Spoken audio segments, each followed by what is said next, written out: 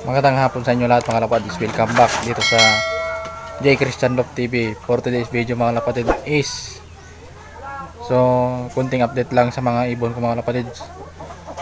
Dahil mayroon na namang nawala na dalawa.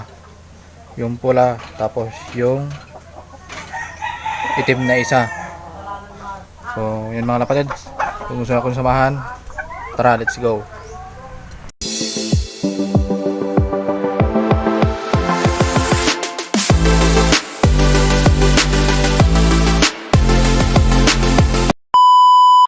So ayan mga lapad, bali nandito ngayon sa loob natin. So yung dalawa, yun nandito sila sa taas. Binababad muna sila sa taas dahil palapit na ng palapit yung race. Baka manibago sila kaya then muna sila sa labas hanggang ngayon. Binababad ko sila hanggang mamayang hapon. Mamayang hapon na natin sila papasukin. Tapos yung isa pumasok agad, nandun siya na. Tapos yung puti na dito na yung nag-iisa na yan na puti, nire-ready ko na rin mga lapatid dahil palapit na ng palapit ang karera nito mga lapatid, yung 120 days challenge. Bali prepare ko na yung karera niya mga lapatid. Bali nire-ready ko na siya. Bukas kung sakaling wala tayong gagawin ay itutos natin siya mga lapatid kasama yung ating isang itim para hindi siya nag-iisa sa bitaw bukas. Kasi yung kasama nito mga lapatid is na yung yun nga, nakwento ko na ata dito yon sa vlog ko, yung isa na blue bar feeder na isasali ko sana sa race, inawala mga lapatid. Yun nga yung sumama dun sa dagit. Tapos yung ano naman yung pula dito, so hindi ko na hinahanap mga lapatid, hindi ko na tinanong kung saan pumunta, hindi ko na rin tinanong sa may pinagbilihan ko ng kalapati, pinabayaan ko na lang. Tapos yung kapatid nito kasama niya mga lapatid na umalis, so hindi na siya bumalik, so pinabayaan ko na rin dahil yung kalapati na yun hindi ko na rin siya may kakarera yon dahil naka club man yun, pero hindi ko maikakarera yung mga lapatid dahil masyadong mabigat pagka ikakarera natin sila lahat. So ang kakarera ko lang nito itong December o kaya itong September ay itong October. Yung isang puti dito mga lapatid, yung nandyan ito, yung pasuksok natin noon sa tropa natin. So itatry ko siya na i-karera dahil first time ko magkarera ng puti. Sa buong buhay ko, first time ko lang magkarera ng puti mga lapatid. Hindi totoo yan. Bola lang yan. So bali ang kinakarera ko kadalasan itim, saka blue bar, G-card, gano'n ang mga kinakarera ko. Pero ngayon first time ko magkarera ng puti. So try natin kung papalarin. Tapos yung mga manok pala natin ipinaguhuli-huli ko na mga kapatid. So nandun sila sa silog ng kulungan ng kalapati natin. Ayan o. Tapos may nagitlog na rin dahil inuubos daw nila yung palay, kaya pinahuli muna na sa atin. Pero pagka nahani na daw nila yon yung palay, papakalan rin natin sila mga kapatid. Pero yung maitlog dito, may maitlog dyan sa silong, hindi na natin sila papakawalan. Dyan na sila. Kaya ngayon ang target ko ngayon yung mga manok natin dahil marami tayong manok. Yung ibang manok natin nahuli naman na natin, kaya kunti na lang yung huli natin. So ito pang summer ko na to, hindi na natin siya ikarira ng itong October kasi masyadong bata, baka mawala lang sa karira. Tapos itong lubar na to, wala na mga kapatids, hanggang breed na lang siya. Ayos naman yung pakpak niya, nababalik niya sa dati. Pero pagka tumagal-tagal, pag nangangalay siya, bumababa yung pakpak niya mga kapatids, halatang may tama sa pakpak. So mapapansin niyo naman na yung ibon, normal lang yung pakpak niya pagka hindi siya nangangalay. Pero pag nangalay siya, yun, bumababa yung kanyang pakpak.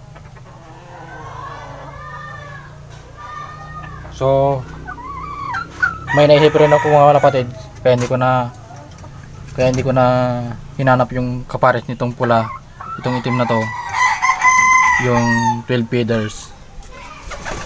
Ipapares ko na lang siya doon sa pula na yun, yung nasa likod niya.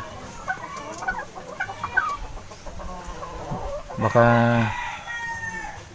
gaganda pa yung labas ng YB nila pagka sila yung pinagpares ko, kaya hindi ko na binawi. Tsaka yung tirang ibon doon sa tropa natin na hindi pa niya na out, ikukunin na lang natin dito, tapos tayo na mag-alaga ulit. So hindi na natin siguro i-out. Oh, yan mga kapatid. So yan yung blue bar pagka nasa baba siya. Hindi naman halata yung pakpak niya pag hindi siya nangangalay. Pero pag nangalay siya, halata yung pakpak na may damage. So matagal-tagal rin tayo walang vlog dahil medyo busy na ako ngayon. Dahil marami nang ginagawa ulit sa trabaho. So yan. So ito, i-out ko sana to. Kaso ang napag-isip-isip ko, yun nga, ipapalaga na lang natin sa tropa natin. Siya na magpapapisa ng mga anak niya.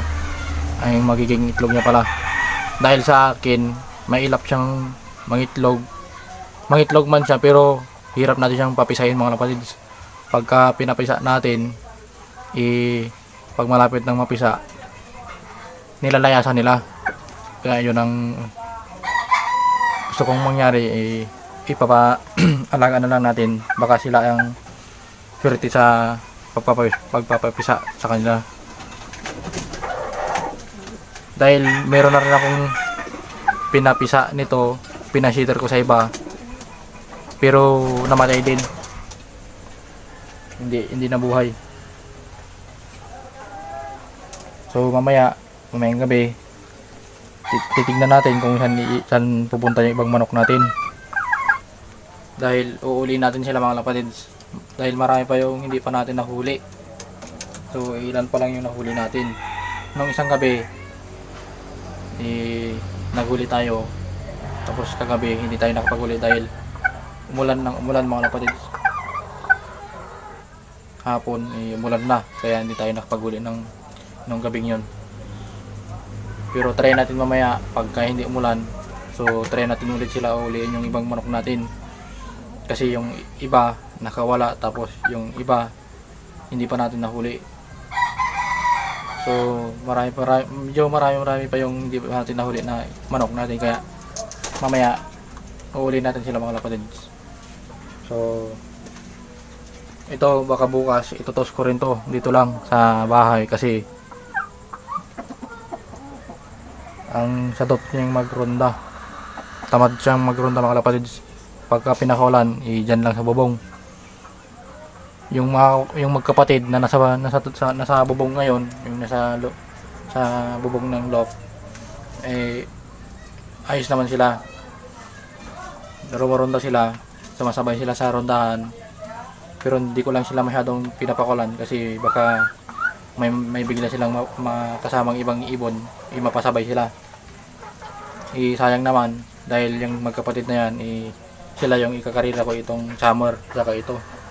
Kaya ito, kailangan dapat natin itong may bato-bato, para nang sa ganun, masanay siya ng lumipad, para rumunta siya ng rumunta, at alam niyang umuwi ng maaga sa atin. Tapos yung kubapuro ko kanina, so inayos ko na para wala nang magiging problema sa clacking ng ibon. Kasi nung clacking nung una na itong ano lang, nagkarera tayo nagka problema yung Kubo Pro ko. Hirap kong mag-send ng sticker ng ibon. So kanina inayos ko na. So okay na siya. Pwede na siyang gamitin ulit sa karera. So yan, bali wala na tayong update sa GC kasi medyo busy tayo sa mga ibang ginagawa dito sa bahay. Kaya hindi na ako masyadong nakakapagbasa ng mga GC natin. Nakiki-update na lang ako sa mga katropa natin na lagi silang update sa GC. So yun mga kapatid, so dito ko muna siguro tatapusin yung video na to. So like, share and subscribe. Ingat.